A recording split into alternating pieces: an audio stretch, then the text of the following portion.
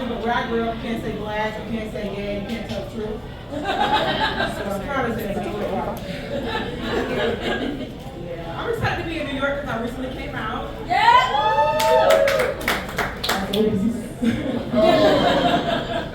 Much like when I came out as gay, I was the last to accept it.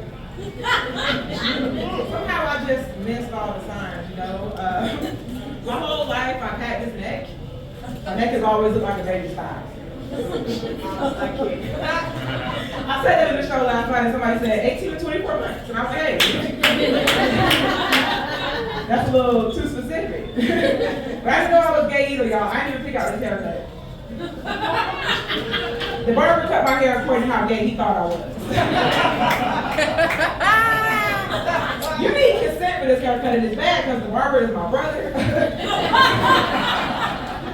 You're supposed to know better, bro. I mean, come on. But what they don't tell you when you gain weight is when you gain a whole toddler around your waist, is you just kind of end up in maternity.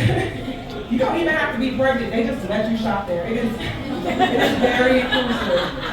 It's very inclusive. The other day, I found the best tights in my life, y'all. They held in my stomach like the Lord should have held my family together. And it really blessed me, you know. Shout out to Target. Anybody can shop there. Anybody, you can shop there. I'm excited to be here because I just found out my dad has 12 kids. We call ourselves the disciples. I'm just kidding, I don't know them. We've never all been in the same room at the same time. They could be here tonight. I wouldn't know.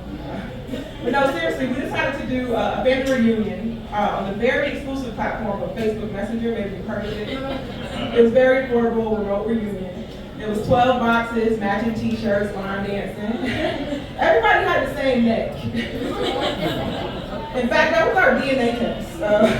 Put your neck in the camera and we'll see if that's your dad, you know? We'll see. But you had to do 3 things at a reunion. You had to say your name. I was wrong about some people. You think you know your brother or your sister until you find out the name they put on their taxes. Who is Amanda? I've never met a black Amanda. She's my sister. You also had to say your birthday, y'all. My whole life I grew up thinking I was number 6. I recently found out I'm number 7. I got demoted and I'm still the middle child. But most importantly, you had to say your mama's name, just in case she was the bitch who threw the brick through my mama's window. I swear to God, if it was Barbara, I will unfriend you. No, y'all, my mama threw the brick. Mama, I was there. She like a shot put. It was beautiful. You know, and most people say, George, you can't joke about that. That's domestic violence. And I said, I'm from Florida. That's just co-parenting. I mean, that's just a blended family. It's completely normal. After the reunion, my baby sister reached out, y'all. She said she wanted a relationship. Very brave for someone who didn't have a dad. I mean, you want to be in a relationship with me? And after our first conversation, she followed up with an I love you text. To which I responded, already? We just met. Let me take you out or something. Like, let's get to know each other. And she said, you're rude. I said, that's not my fault, number 12. Yeah, that's right. Number 12 stole my life, y'all. She's 10 years younger. And I just started to feel like every time my dad had a new kid, he was just recasting all the people in his life. It felt like the Fresh Prince all over again. It felt like new Aunt Viv after new Aunt Viv. And I didn't know if I still had a part in the show. I'm auditioning every holiday, you know. I grew up thinking I was Hillary Banks because I'm Will Smith. Because his dad left, you know. My favorite episode is when his dad comes back to leave again. I mean, I really identify with Will, y'all. I feel bad for my parents though because they could have been debt free. It's just the cost of being pro-life. My dad is still paying child support. I'm 35. I mean, a deal is a deal. We went half on this baby, and you owe me money. You know, I'm proud of them, though. I'm proud of them. Happy Pride. Where the lesbians at? Where the bisexuals at? Where the pansexuals at? Oh, okay, I'm just trying to see something. I'm what they call back gay. Again. Back then, again, what they call it, when you've been single so long, people forgot you were gay. This is my second tour.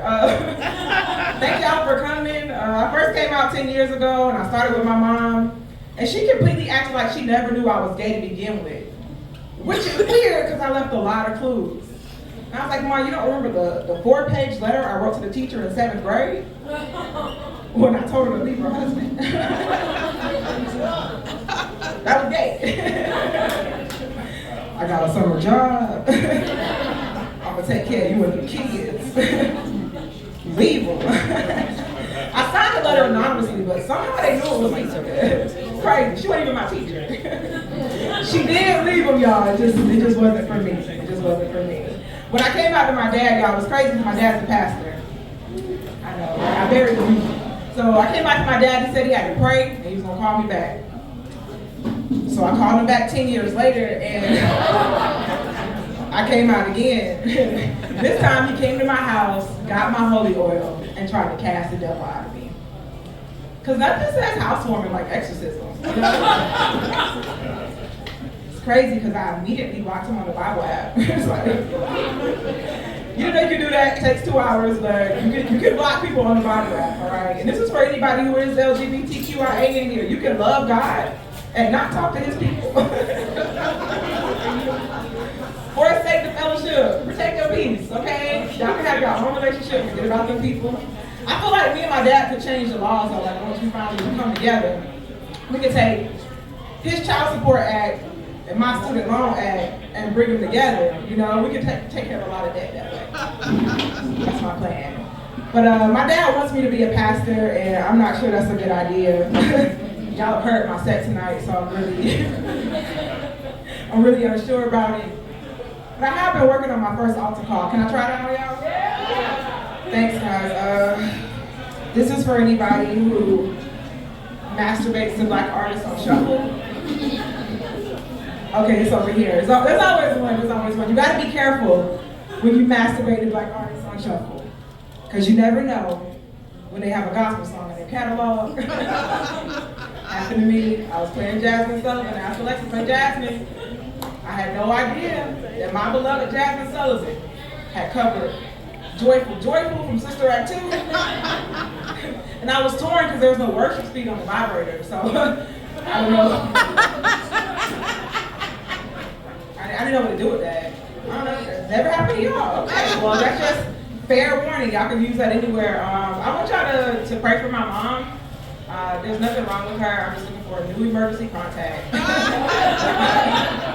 This lady does not know what to say. She always says the wrong thing. I recently went through a breakup, and this was somebody I was with for 4 years. I thought we were gonna get married, and I ended up moving back home with my mom. Talk about depression, okay? So I'm in the first 24 hours of the breakup. Can't even make eye contact with people. I'm just crying. And my mama comes in and she grabs my hand. She looks me in my eyes. And she said, maybe there's someone else. I was like, that is not what I want to hear. She was like, maybe she was missing dick or something. I go, okay, that was. Anybody want to be my emergency contact? Look, if you think I said too much about my family tonight, if you think I said too much about my life, I want you to buy my book, all right? I got. There's more. I got a lot more shit in the book. I got 8 copies on me, all right? You can get it on Amazon for $20, but tonight you get a signed copy for $10, all right?